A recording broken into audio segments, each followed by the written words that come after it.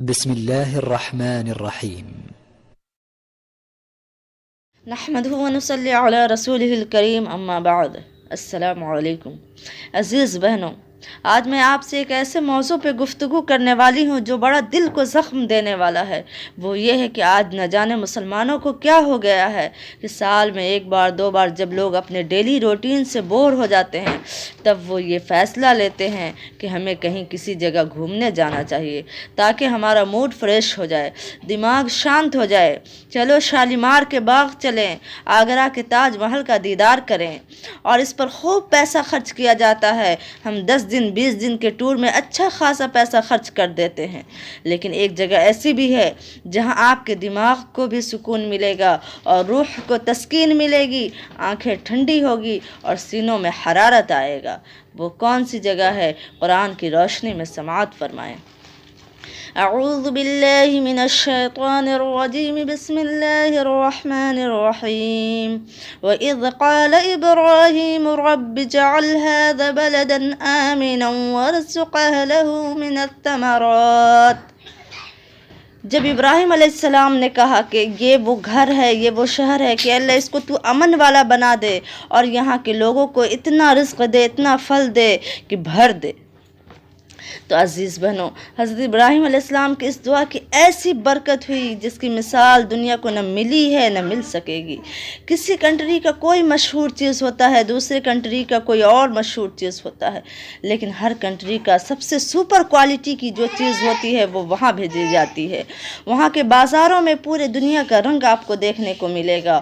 اور آگے بڑھیے تو وہ خانہ کعبہ کا حسین منظر اور کعبہ پہ چڑھا ہوا خوبصورت غلاف جس میں سنہرے اور چاندی کلر کی لکھاوٹ اپنے آپ میں ایک جوہر نایاب ہے. اس سے بھی آگے بڑھیے تو مسجد نبوی میں وہ جھومر اور وہ سبز اور سرخ قالینیں اور بڑے بڑے لٹکے ہوئے خوبصورت لائٹیں اور جھومر ایسا حسین منظر ہے جس کو دیکھ کر انسان کی عقل حیرت میں پڑ جاتی ہے.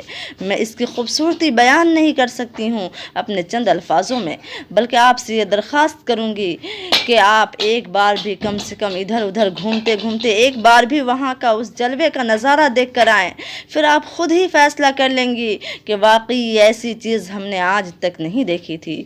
یہاں آپ کو ایک ساتھ کئی فائدہ ملے گا. ایک تو آپ کا گھومنے کا بھی مقصد پورا ہوگا، دوسرا یہ کہ اگر اللہ کو آپ کی ایک بھی ادا پسند آ گئی تو آپ کی بخشش اور مغفرت کا فیصلہ ہو جائے گا. عزیز بہنوں، موسیٰ علیہ السلام اور جادوگروں میں مقابلہ ہوا فرعونیوں کے جادوگروں میں.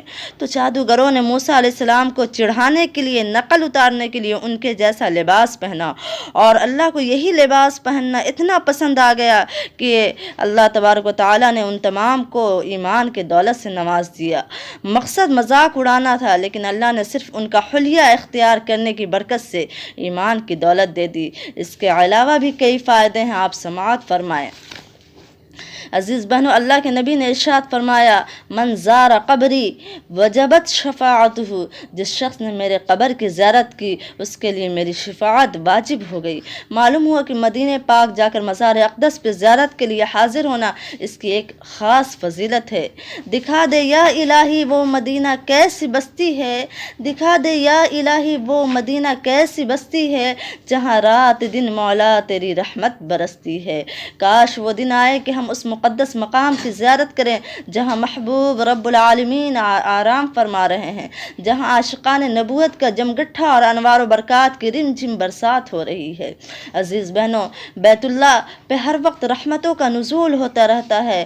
اللہ کا جو سب سے بڑا، ہم سب کا جو قبلہ اول ہے، اللہ کا سب سے پہلا گھر ہے جو برکتوں والا گھر. ہر وقت جس طرح انسان کعبۃ اللہ کا طواف کرتے رہتے ہیں اسی طرح بے شمار فرشتے بھی اس کا طواف کرتے رہتے ہیں. حتیٰ کہ جب فرشتے آسمان سے اترتے ہیں تو پہلے کعبۃ اللہ کا طواف کرتے ہیں، پھر اس کے بعد دنیا میں پھیلتے ہیں اور اپنے اپنے کاموں میں لگ جاتے ہیں. بیت اللہ پر ہر وقت 120 رحمتوں کا نزول ہوتا رہتا ہے، جن میں سے 60 رحمتیں طواف کرنے والوں پہ نازل ہوتی ہے اور 40 رحمتیں نماز پڑھنے والوں کے حصے میں آتی ہے، اور 20 اس شخص پہ آتی ہے جو صرف کہیں پر بھی بیٹھ کے کھڑے ہو کر کسی بھی حالت میں محبت کے نگاہ سے بیت اللہ کو دیکھ رہا ہوتا ہے، 20 رحمتیں اس شخص پہ آتی ہے۔ سوچئے وہ کیسا مقام ہے۔ اس کے علاوہ وہاں کے ایک قدم کے چلنے پہ 700 کروڑ نیکیاں ملتی ہے۔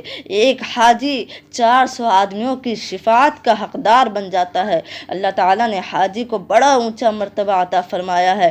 وہ خود تو اللہ کے ہاں بخشش کا حقدار ہوگا ہی، مگر اس کو یہ اعزاز حاصل ہوگا کہ وہ 400 افراد کی شفاعت کرے اور ان کو بھی جنت میں داخل کروا دے۔ بلکہ بعض حدیثوں میں تو یہاں تک معلوم ہوتا ہے کہ حاجی کو 400 گھرانوں کی شفاعت کا اختیار دیا جائے گا۔ حضرت ابو موسیٰ اشعری رضی اللہ عنہ سے مروی ہے، قال الحاج يشفع في 400 أهل بيت أو قال أهل بيته وتخرج من ذنوبه كيوم ولدته أمه، کہ حاجی اپنے تمام گناہوں سے پاک صاف ہو کر اس طرح لوٹے گا جیسے ایک نومولود بچہ، جو بچہ پیدا ہوتا ہے تو وہ گناہوں سے پاک صاف ہوتا ہے، اسی طرح حاجی اپنے گھر کو واپس لوٹتا ہے۔ اور روایتوں میں آتا ہے کہ کثرت سے حج کرنا تنگ دستی کو دور کرتا ہے۔ حج کی توفیق ملنا یہ بہت بڑی خوش نصیبی کی بات ہے۔ حضرات صحابہ کرام اور تابعین اپنی غربت اور مسکنت اور تمام مشغولیات کے باوجود کثرت سے حج و عمرہ کیا کرتے تھے۔ حضرت امام اعظم ابو حنیفہ رحمۃ اللہ علیہ زندگی میں 55 حج کیے ہیں، لہٰذا آپ بھی کوشش کریں، اور کتنی ہی مشغولی کیوں نہ ہو لیکن پھر بھی آپ سے یہ درخواست ہے کہ ایک بار ضرور بھرپور کوشش کر کے جائیں اور اس سیاہ گنہگار کے لیے بھی حاضری کی دعا کریں۔ آخر میں اللہ تعالی ہم سب کے حج کو اور وہاں جانے کو اور اس کے دیدار کو جلد سے جلد قبول فرما لے، آمین۔ والسلام علیکم۔